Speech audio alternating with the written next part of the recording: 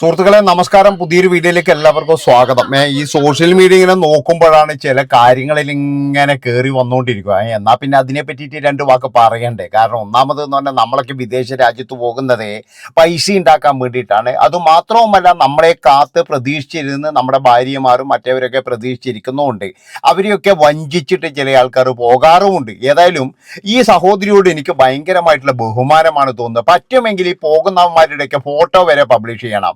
അതായത് ഇതാ ഇങ്ങനെയുള്ള ടീമുകളാണ് എൻ്റെ അടുത്ത് വരുന്നത് എന്ന് പറഞ്ഞിട്ട് ഫോട്ടോ വരെ പബ്ലിഷ് ചെയ്യാൻ വേണ്ടത്.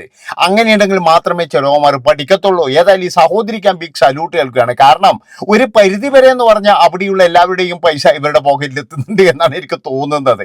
ഏതായാലും അവർ പറയുന്ന കാര്യങ്ങൾ നമുക്കൊന്ന് കേട്ടിട്ട് വരാം. എന്നാൽ ഇങ്ങനെ പറയാനുള്ള ഒരു തൊലിക്കട്ടി ഉണ്ടല്ലോ, അത് അപാരം തന്നെ എന്നൊന്നും ഞാൻ പറയുന്നില്ല. കാരണം എന്താ വെച്ചാൽ ഇങ്ങനെ പറഞ്ഞിട്ടോ പരസ്യം ചെയ്യാം, ആൾക്കാരെ പിടിക്കാം എന്ന് ഇവർ തന്നെ തെളിയിക്കുന്നുണ്ട്. പിന്നെ ഞാനൊരു കാര്യം പറഞ്ഞില്ല, ഇവരെ മാത്രം നമ്മൾ തെറി പറഞ്ഞുകൊണ്ട് കാര്യമില്ല, ഇവരെ മാത്രം നമ്മൾ കുറ്റം പറഞ്ഞുകൊണ്ട് കാര്യമുണ്ടോ? അതായത് നീ എന്തിനാടി അങ്ങനെ പോകുന്നു ഇങ്ങനെ പോകുന്നു എന്നൊക്കെ പറഞ്ഞിട്ട് ഇവരെ കുറ്റം പറഞ്ഞുകൊണ്ട് കാര്യമുണ്ടോ? ഈ പോകുന്നവന്മാർ മാന്യന്മാരാണോ? ഒരിക്കലുമല്ല. ഈ പോകുന്നവന്മാരാണ് ഏറ്റവും വലിയ ടീകൾ എന്ന് ഞാൻ പറയല്ലോ. ടീ എന്ന് പറഞ്ഞു കഴിഞ്ഞാൽ ഷോർട്ടായിട്ട് ഉപയോഗിക്കാന്ന് ടെണ്ടികൾ എന്നാണ് ഇതിനെ ഞാൻ വിളിക്കുന്നത്. ഈ പോകുന്നവന്മാരാണ് ഇവരെക്കാട്ടിയും വലിയ എന്നേ ഞാൻ പറയുള്ളൂ. കാരണം അത്രയും വൃത്തികെട്ടവന്മാരല്ലേ. എന്താ വെച്ചാൽ ഭാര്യയും മക്കളും നാട്ടിൽ ഇങ്ങനെ വെയിറ്റ് ചെയ്യുമ്പോൾ ഇവനൊക്കെ പോയിട്ട് ഏതായാലും അവർ പറയുന്ന കാര്യങ്ങൾ നമുക്കൊന്ന് കേട്ടിട്ട് വരാം. കുറച്ച് കാര്യങ്ങൾ കേട്ടാ. ഇന്നലെ രാത്രിയാണ് ഞാൻ കഴിഞ്ഞ ദിവസമാണ് എനിക്ക് എപ്പോഴാന്നറിയില്ല. എനിക്ക് ഈ ആഴ്ചയിൽ കഴിഞ്ഞ ഞായറാഴ്ച കേട്ടോ, കഴിഞ്ഞ ഞായറാഴ്ച എനിക്ക് കസ്റ്റമർ വന്നു. ഒരു ഏകദേശം ഇച്ചിരി വണ്ണോട് ചേട്ടാ, എനിക്ക് ഒരു 30-38 വയസ്സ് വേണം. അതായത് ഇത്ര വണ്ണുണ്ട്. ഓക്കെ, അത്യാവശ്യം നല്ല വണ്ണമുള്ള ചേട്ടനാണ്. കാണാൻ നല്ല സുന്ദരനാ. അപ്പൊ ഞാൻ അവന്റെ സാധനം കണ്ടില്ല കേട്ടോ. ആദ്യം തുറന്ന് കണ്ടില്ല. ഇവനോട് ഞാൻ പറഞ്ഞു ഡ്രസ്സ് മാറ്റിയിട്ടിട്ട് കമഴ്ന്ന് കിടന്നോളം പറഞ്ഞു. അപ്പൊ ഇവനോട് ചോദിച്ചു ടർക്കി ഉണ്ടോന്ന് ചോദിച്ചു. ഞാൻ പറഞ്ഞു എന്തിനായിട്ട് ടർക്കി? ചേച്ചി ടർക്കി എനിക്ക് നാണാന്ന് പറഞ്ഞേ. അപ്പൊ ഞാൻ അവന് ടർക്കി എടുത്തു കൊടുത്തു. അപ്പൊ ഇവൻ പാൻറ് ഊരിട്ട് എന്നോട് പറഞ്ഞു ചേച്ചി അങ്ങോട്ട് തിരിഞ്ഞു നിൽക്കുമെന്ന് ചോദിച്ചു. ഞാൻ ഇവന്റെ കാണാതിരിക്കാൻ വേണ്ടിയിട്ട് എന്നോട് പറഞ്ഞു ചേച്ചി ബാക്കിലോട്ട് തിരിഞ്ഞു നിൽക്കുമെന്ന് ചോദിച്ചു. ഞാൻ പറഞ്ഞു ഓക്കെ. എന്നിട്ട് ഇവൻ പാൻറ് ടർക്കി ഇട്ടുട്ടാ. അപ്പൊ ഞാൻ ചോദിച്ചു എന്തിനാ ടർക്കിയുടെ ഒക്കെ ആവശ്യം? എന്തായാലും എനിക്ക് സാധനം കാണാനുള്ളതല്ലേ, ടർക്കി എന്തിനാ ചേട്ടാന്ന് വെച്ചു. ചേച്ചി ഞാൻ ഫസ്റ്റ് ടൈം ആണ്, എനിക്ക് ഭയങ്കര ചമ്മലാണ്, അതുകൊണ്ട് ടർക്കി ഒന്നും വേണ്ട, ടർക്കി മതി, ലൈറ്റ് ഓഫ് ആക്കാൻ തോന്നുന്നു.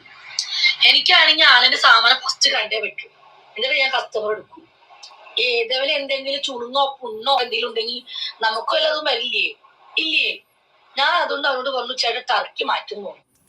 അല്ല, ഞാനിങ്ങനെ ആലോചിക്കുകയാണ് അവിടെ പോകുന്നവന്മാരുടെ കാര്യമാണ്. എന്തെങ്കിലും ഒരു ഉളുപ്പുണ്ടോ? കാരണം ഇവരിങ്ങനെ വിളിച്ചു പറയുന്ന അവർക്ക് കൃത്യമായിട്ട് അറിയാം. ഞാൻ അതുകൊണ്ടാണ് പറയുന്നത് ഇവരുടെ പിന്നെന്താ പറയുക, ഇവരോട് പറയുന്നത് നിങ്ങളൊരു കാര്യം എന്നും ഇവന്മാരുടെ ഫോട്ടോയും കൂടി പബ്ലിഷ് ചെയ്യണം. അതായത് ഇന്ന നാട്ടുകാരാണ്, ഇവനാണ് എൻ്റെ അടുത്ത് വന്നതെന്ന് പറഞ്ഞാൽ അങ്ങനെയും കൂടി പബ്ലിഷ് ചെയ്ത് കഴിഞ്ഞാൽ നാട്ടിൽ കിടക്കുന്ന ഭാര്യക്കും മക്കൾക്കും അവർക്ക് അവരുടെ വഴിക്കങ്ങ് പോവാലോ. എന്തിനിങ്ങനെ ചതിക്കുന്നത്? ഇവർ തന്നെയാണ് പറയുന്നത്. ആ പയ്യൻ വിവാഹം കഴിച്ചതാണ്, അവന് 3 മക്കളുണ്ട് എന്ന് ഇവർ തന്നെയാണ് പറയുന്നത്. അതൊക്കെ അവൻ കൃത്യമായിട്ട് പറഞ്ഞു കൊടുക്കുന്നുണ്ട്. അപ്പൊ ചില ആൾക്കാർ പറയുന്നത് ദുബായിലാണ് 2-3 വർഷം കഴിഞ്ഞിട്ട് ഭാര്യനെ കാണുന്നുള്ളൂ, അതുകൊണ്ടുള്ള പ്രശ്നമാണ് എന്നൊക്കെ ചില ആൾക്കാർ പറയുമ്പോഴേ ഞാനൊരു കാര്യം ചോദിച്ചോട്ടെ, അത് നിങ്ങളെ ഭാര്യമാർ എന്തായിട്ട് വേറെ ആരും കൂടെയാണോ നിൽക്കുന്നത്? നിങ്ങളുടെ ഭാര്യ ഇവിടെ എന്ന് പറഞ്ഞു കഴിഞ്ഞാൽ ഒറ്റയ്ക്കല്ലേ താമസിക്കുന്നത്? അത് എന്തുകൊണ്ട് നിങ്ങൾ മനസ്സിലാക്കുന്നില്ല? ഇങ്ങനെ പോകുന്നവന്മാർക്ക് അതെന്തുകൊണ്ട് മനസ്സിലാക്കാൻ കഴിയുന്നില്ല? അതാണ് എനിക്ക് ചോദിക്കാനുള്ളത്. അപ്പോൾ ഒരു കാര്യം നിങ്ങൾ ആലോചിച്ചോ, എന്താണെന്ന് വെച്ചാൽ നിങ്ങൾ ഇതേപോലെ പോയി കഴിഞ്ഞാൽ അതിൻ്റെ ഭവിഷ്യത്ത് അനുഭവിക്കേണ്ടത് മുഴുവൻ കുടുംബാംഗങ്ങളായിരിക്കും. നിങ്ങളെ പോലെയുള്ള ആൾക്കാർക്കാണ് ഏറ്റവും കൂടുതൽ സംശയങ്ങൾ വരുന്നത്. ഇതുപോലെ എല്ലാ സ്ഥലങ്ങളിലും പോകുന്ന ടീമുകൾക്കാണ് ഭയങ്കരമായിട്ട് ജീവിതത്തിൽ സംശയങ്ങൾ ഉണ്ടാകുക. ആ സംശയങ്ങൾ പിന്നീട് എന്ന് പറഞ്ഞു കഴിഞ്ഞാൽ വലിയ പ്രശ്നങ്ങളാകും. അതായത് അവൻ വിചാരിക്കുന്ന എന്താ അറിയാം, ഞാൻ ഇവിടുന്ന് പോകാറുണ്ട്, അതുപോലെ എൻ്റെ ഭാര്യയും പോകാറുണ്ടായിരിക്കുമല്ലോ.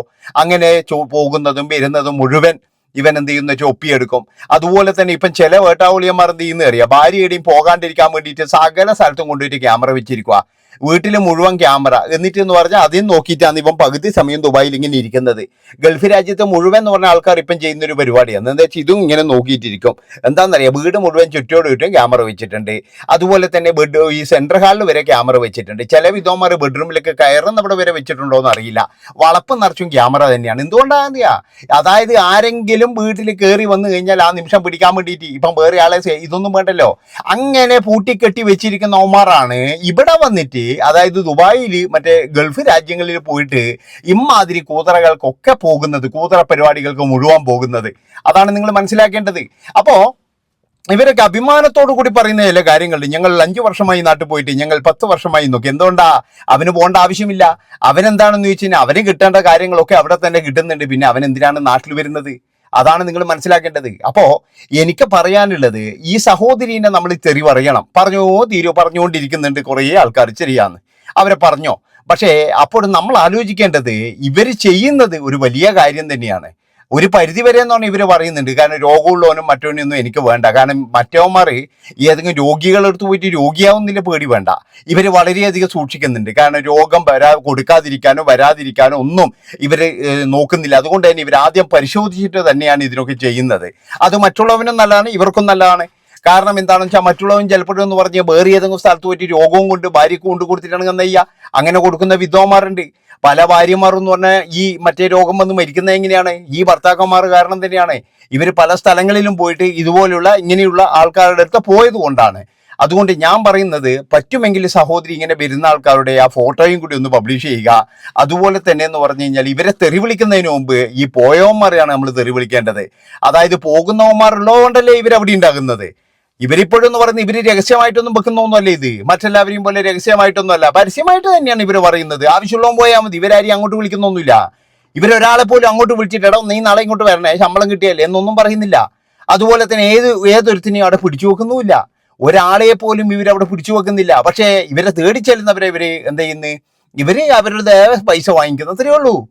മനസ്സിലായി? വിമർശിക്കുന്നതിൻ്റെ അടുക്കും അതുപോലെ തന്നെ കല്ലെറിയുന്നതിൻ്റെ അടുക്കും അവരെ നമ്മൾ മനസ്സിലാക്കേണ്ട ഒരു കാര്യം ഇതാണ്.